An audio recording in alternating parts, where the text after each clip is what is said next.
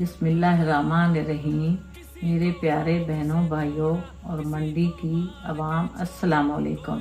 मैं कौसर मोहम्मद ख़ान भट्टी सबसे पहले अपने अल्लाह की और फिर इमरान खान की शुक्रगुजार हूँ, जिन्होंने मुझे हल्का NA 69 की नुमाइंदगी का मौका दिया। मंडी के लोगों, आपने मेरे शोर मोहम्मद ख़ान भट्टी की कुर्बानियों को नहीं भूलना, जो कि बगैर किसी जुर्म के सज़ा काट रहे हैं, लेकिन ना कभी घबराए, ना ही झुके और डट कर मुकाबला किया। जैसे कि आप सब जानते हैं, तहरीके इंसाफ से बल्ले का निशान छीन लिया गया है। अब आपने 8 फरवरी को प्याले के निशान पर मोहर लगानी है।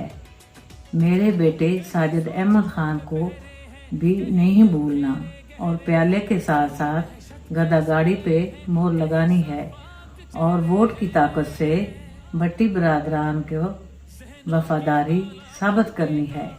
आपकी खिदमत में पहले भी कमी नहीं छोड़ी और अब भी कमी नहीं होगी।